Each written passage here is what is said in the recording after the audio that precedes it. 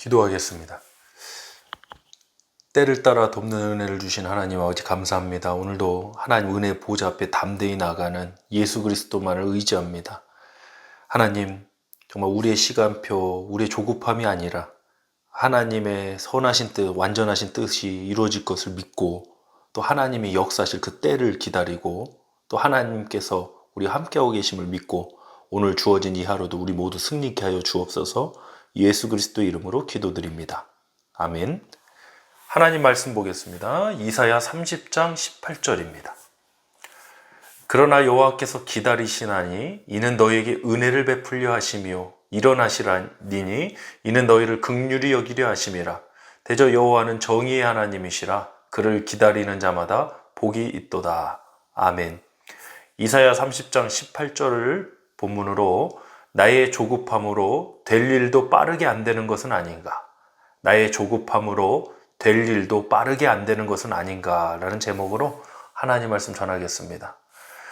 여러분, 음식을 요리할 때 적당한 불 조절은 필수적인 거죠.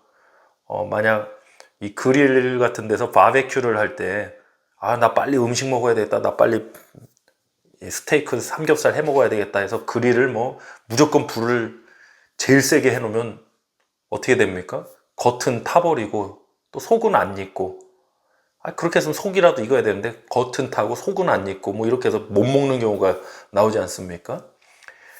빨리 먹고 싶다고 막 그냥 적당한 불이 아니라 그냥 내가 제일 세게 했을 때 오히려 그 빠르게 하려고 했던 조급함이 더 빠르게 못 먹게 만드는 그런 일이 된다는 거죠.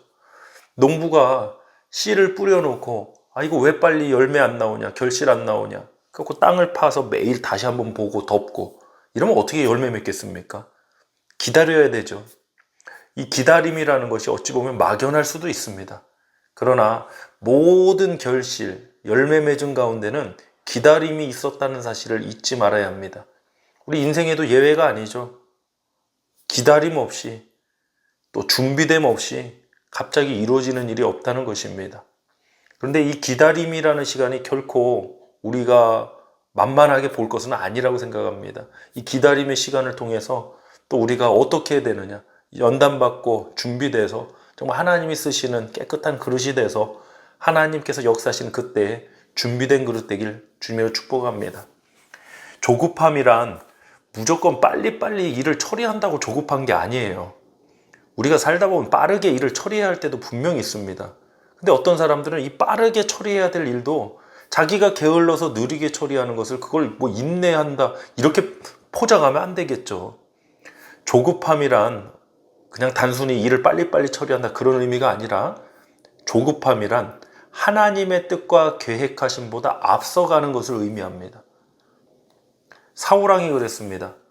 사무엘 선지자 기다리지 못하고 상황과 환경을 보니까 도저히 안 되겠어요. 그래서 어떻게 했습니까? 하나님께 번제를 자신이 드립니다. 그 번제를 마치자마자 사무엘 선지자가 도착하죠. 사울 왕의 조급함이 하나님께 버림받게 되는 이유가 되었습니다. 어쩌면 나의 조급함이 될 일도 빠르게 안 되게 막고 있는 것은 아닌가, 이런 생각을 우리가 사울 왕을 통해 가져볼 수 있습니다. 저는 특별히 오늘 본문 말씀을 묵상하면서 우리만 기다리는 줄 알았더니 하나님도 기다리고 계시구나. 참 여기에 많은 은혜 받았습니다. 우리 18절 다시 한번 합독해 보겠습니다. 그러나 여호와께서 기다리시라니 이는 너희에게 은혜를 베풀려 하시며 일어나시리니 이는 너희를 긍휼히 여기려 하심이라. 대저 여호와는 정의의 하나님이시라. 그들을 기다리는 자마다 복이 있도다. 아멘. 우리만 기다린 게 아니죠. 하나님께서도 기다린다고 말씀하셨습니다. 은혜를 베푸신 하나님께서 때를 따라 돕는 은혜를 우리에게 부어주실 줄 믿습니다. 여름에 비가 많이 오는데 장마철에 비가 막 오는 거는 축복이 아니죠. 가물었을 때, 비가 오지 않을 때 비가 내리는 게 그게 축복이죠. 마찬가지입니다. 때를 따라서 도우시는 것이 진정한 값진 하나님의 은혜입니다. 우리는 이 때에 걸려 넘어질 때가 너무 많아요. 왜? 조급하니까, 빨리 뭔가 보여줘야 되니까, 나타나야 되니까. 근데 여러분, 하나님의 때를 기다리는 우리의 믿음이 되길 원합니다. 단순히 또 참으라고 하면 못 참습니다. 우리의 인내, 믿음의 인내는 단순히 견디고 버티고 참는 게 아니라 오늘 본문의 말씀처럼 하나님을 기다리는 겁니다. 하나님의 임재, 하나님의 응답, 하나님의 역사하심을 기다리는 것이 바로 우리의 인내, 우리의 기다림입니다. 로마서 8장 24절로 25절 보겠습니다. 우리가 소망으로 구원을 얻었음에 보이는 소망이 소망이 아니니 보는 것을 누가 바라리요. 만일 우리가 보지 못하는 것을 바라면 참음으로 기다릴지니라. 여러분 믿음의 소망 갖고 계세요? 다 갖고 계실 줄 믿습니다. 만일 우리가 보지 못하는 것을 바라면 참음으로 기다릴지니라.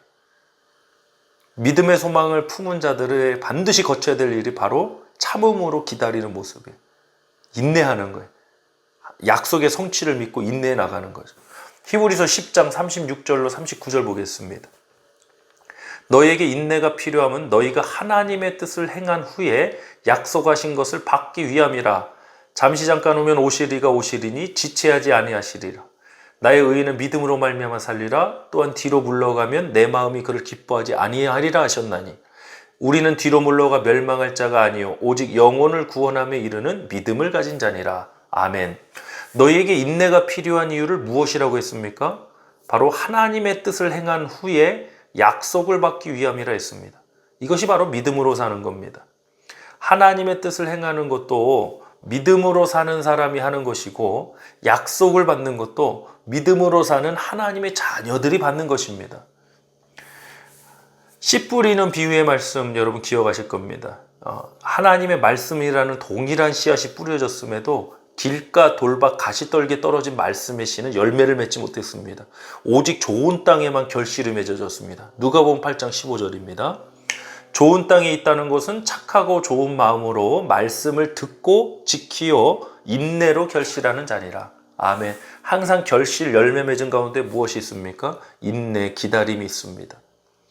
어찌 보면 나의 조급함이 될 일도 빠르게 안 되게 만들고 있는 것은 아닌가 생각해 봅니다.